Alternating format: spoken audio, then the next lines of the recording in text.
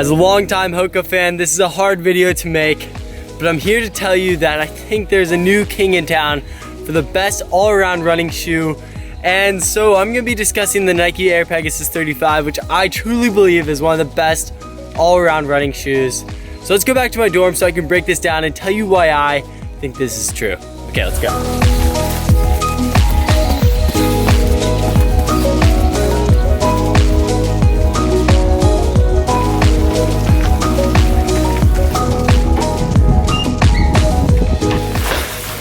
Okay, so now that we are back, it's time to break down these shoes and tell you why they are some of the best all-around runners on the entire market, in my opinion. But before we do that, I feel like I need to get some disclaimers out of the way, and the first one is that Nike is not paying me to make this video. These are my genuine feelings and ideas about the shoes and my real opinions. I don't want you to think that they're paying me to make this. And on top of that, I want to say that I'm not a super Nike fanboy. I do love Nike. I think they've been putting out amazing products recently, but I have tried a wide variety of shoes, including Saucony, Brooks, Asics, Newton, Skechers, and just a bunch of others. I really do like testing different shoes and trying to find the best shoe all around, and that's how I ended up getting into these Nikes. One more disclaimer, because I forgot to mention one of the most important points, but basically go to your local running store and get them to make sure you have a neutral foot strike, or find out what type of foot strike you have, because the Pegasus are a neutral shoe, so you want to have a neutral foot strike to be able to run in these and have them be comfortable for you. But let's get back to the video.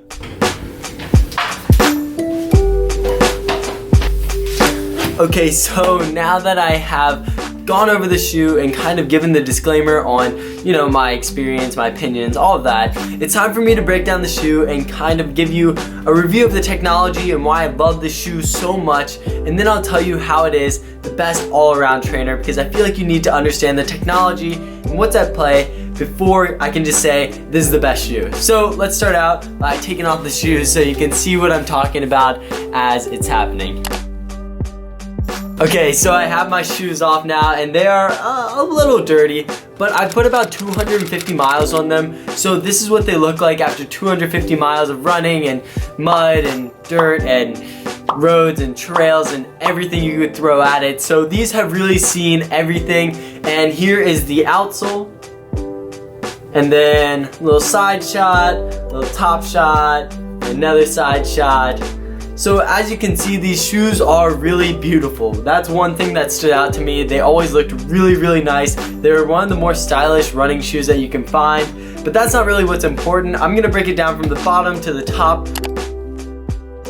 So on the bottom, it has a full-length rubber outsole, which is something special to this shoe. Not too many shoes these days have full rubber outsoles, and for a shoe that is supposed to be an everyday trainer, that's really important, because for me, it's given me a lot of traction on the roads, but as well as on the trails. And so having this extra rubber makes me feel a little bit more secure in the trails and makes me feel like I have more traction. And although it's not as lugged as my, trail shoes, it still feels really good and gives me that confidence I need when I'm riding on the trails.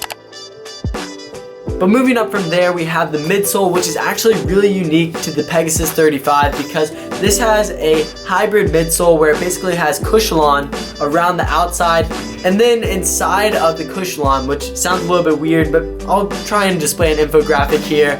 But basically there's this Zoom air pocket, which is an air pocket that runs from the toe to the heel, and it has like tinsel inside and air, and basically its job is to absorb some impact, make the shoe feel a little bit more squishy while still returning a lot of energy.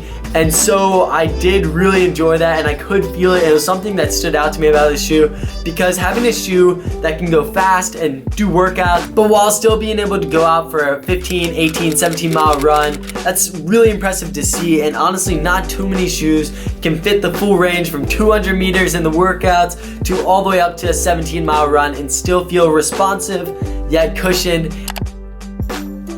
Moving up from there, we have a really, really nice upper, and so basically every part of this shoe is really nice in my opinion. I think that there's no true fault in the design of this shoe. I really enjoy many aspects of it. So in the heel here, you can see it swooping back, and that is actually to release tension on your Achilles, which actually is very practical, and I have not felt Achilles tension, which is really nice. But one thing to note is the first time I wore it, I kind of felt like my heel was gonna slip out. I was like, dude, is my heel gonna slip out? Like, John, did you really just scam me into getting these shoes and my foot is gonna fall out of them? But then after running in them for even just one run, my foot felt super locked in, and it was really interesting because it felt like my heel wanted to slip out, but the entire time I was super locked in. So after that, I just trusted the shoe and knew my heel wouldn't slip out. So there was a slight adjustment period for that, but other than that, it felt incredible. And the tongue is sewn in, so you don't ever have to worry about it moving around too much, and that's really comfortable, a really nice feature. And on top of that, the upper continues to be really nice. It's a really nice mesh material that seems very durable, and there's no signs of like a hole forming or a lot of wear in any area, which is really nice and a good sign, because at 250 miles, you don't want to see your shoes breaking down too much. But I do really love the construction of the shoe. I think it does feel really good on the foot. There's a slight adjustment period with the heel, but really I have no qualms with the design of the shoe. The only drawback that I can say is that at times I feel like I have a little bit of plantar fascia irritation with these shoes. It's really rare, it's only happened twice where I feel like I didn't tie it down tight enough or something, and so I got a little bit of plantar fascia irritation. But that is an easy problem to solve. I could just stop and tie my shoe a little bit tighter. So just be sure that you're tying your shoe completely. But other than that, I felt really good in these shoes so far.